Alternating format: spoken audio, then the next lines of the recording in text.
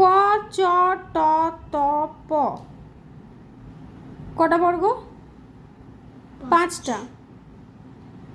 এটা কি এই গোটা লাইনটা ক খ গ ঘ ঙ এগুলোকে কি বলা হচ্ছে? ক বর্গ।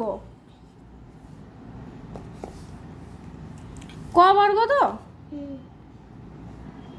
ক বর্গর বর্ণগুলোকে কি বর্ণ বলে?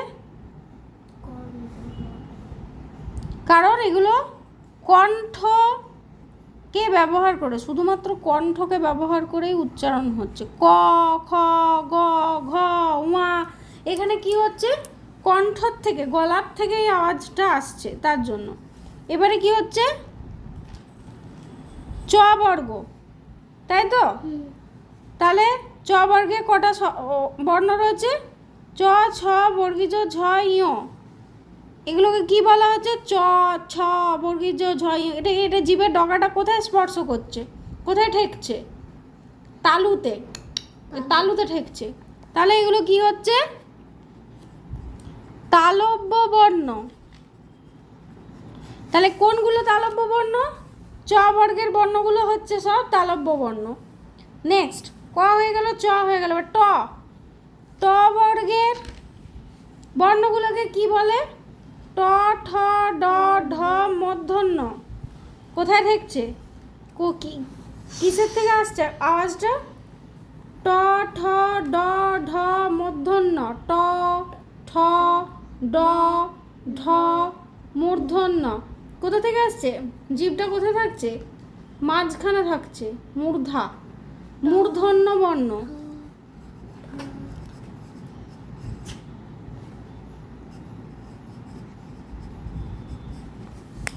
তারপরে দন্তবর্ণ, এটা আরো ইজি। ত কি?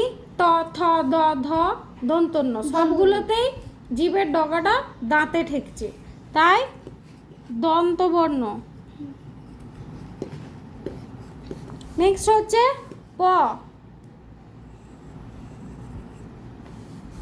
প ফ ব ভ ম এগুলো উচ্চারণ করতে দুটো ঠোঁটের সঙ্গে ঠেকছে। দেখ, প ফ ব ভ ম, ঠোঁটের সঙ্গে ঠেকছে। ঠোঁটকে বলে ওষ্ঠ, তাই এগুলো হচ্ছে ওষ্ঠ বর্ণ। এই সবগুলো মিলে হচ্ছে কি বলে এগুলোকে? এই যে 25টা রয়েছে, ক খ 5 5 25, 25টা বর্ণকে কি বলছে? 5 × 5 = 25। এই 25 বর্ণকে বলা হচ্ছে স্পর্শ বর্ণ, কারণ এগুলো কোনো না কোনো স্থানকে স্পর্শ করে উচ্চারিত হচ্ছে, তাই তো?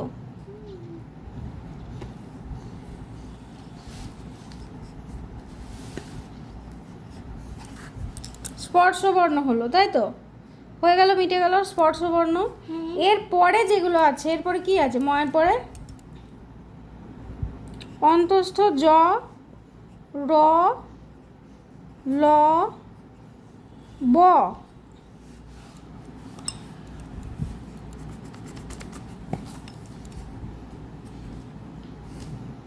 তারপরে তালবস্য, পেটকাট মূর্ধন্য ষ বা মূর্ধন্য ষ, দন্তস্ব হ। তাহলে এইগুলো, এই 4টে বর্ণ, এই বর্ণটা আর এই বর্ণগুলোর মাঝখানে আসছে, তাই এটা হচ্ছে অন্তস্থ বর্ণ। কেন অন্তস্থ? অন্তস্থ মানে কি? মানে যেটা মাঝখানে রয়েছে, তাই হচ্ছে অন্তস্থ বর্ণ। মানে অন্ত মানে ভিতর, এই দুজনের ভিতরে রয়েছে এ, তাই হচ্ছে অন্তস্থ বর্ণ। কি কি? অন্তস্থ জ, র, ল, ব।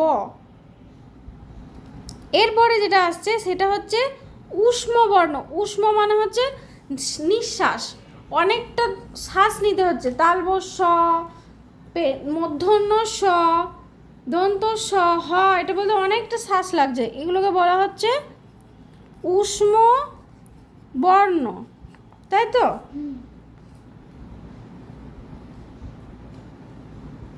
তারপরে কি? তারপরে হচ্ছে এইগুলো দিয়ে দেখা। উয়া ইয় দন্তন্য তথ দধ দন্তন্য টঠ ডড মূর্ধন্য মূর্ধন্য দন্তন্য ম এগুলো কি? এগুলো উচ্চারণ হচ্ছে নাকের সাহায্যে, নাক লাগছে। এগুলোকে কি বলা হচ্ছে? অনুনাসিক বর্ণ। নাসিক বর্ণ। নাসিক বর্ণ, কারণ কি লাগছে? নাকের সাহায্য লাগছে।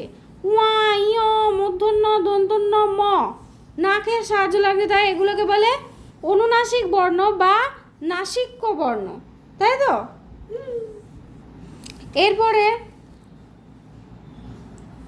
অনুস্বার বিসর্গ। এই অনুস্বার আর বিসর্গর সঙ্গে বাকি স্বরবর্ণ বা ব্যঞ্জন বর্ণের কোনো যোগ নেই। এই দুটি বর্ণের সঙ্গে অন্য কোনো স্বরবর্ণ বা ব্যঞ্জন বর্ণের যোগ নেই। যোগ নেই মানে এগুলো হচ্ছে অযোগবাহ বর্ণ, কারণ যোগ নেই। অযোগবাহ বর্ণ, কারণ কোনো যোগ নেই। ঠিক আছে? কি কি অযোগবাহ বর্ণ? এই দুটো। এরপরে হচ্ছে বিসর্গকে আলাদা করে বলা হচ্ছে আশ্রয় স্থানভাগী বর্ণ। আশ্রয় স্থানভাগী বর্ণ। কেন আশ্রয় স্থানভাগী বর্ণ? কারণ এটা আশ্রয়কে অবলম্বন করে উচ্চারিত হয়, নিজে উচ্চারিত হতে পারে না। বিসর্গকে আমি নিজে কোথায় ইউজ করব? ইউজ করার তো জায়গা নেই। এই বর্ণটি সব সময় স্বরবর্ণকে অবলম্বন করে বা আশ্রয় করে উচ্চারিত হয়। যেমন বইয়ে যে উদাহরণটা আছে, দুঃখ, এখানে হস্রটা হচ্ছে স্বরধ্বনি বা স্বরবর্ণ দুঃখ, এইটাকে আশ্রয় করে বিসর্গ বসানো হচ্ছে, তাছাড়া বিসর্গ বসানোর জায়গা নাই, তার জন্য এটাকে বলা হচ্ছে আশ্রয় স্থানভাগী বর্ণ। হয়ে গেল?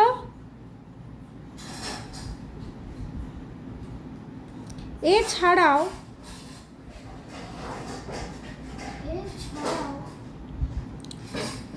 এই স্বরবর্ণ এছাড়াও 5টি ব্যঞ্জন বর্ণ ব্যবহৃত হতে পারে। এছাড়া ঢ অন্তস্থ খণ্ডত্ব এগুলোও ব্যবহার হতে পারে।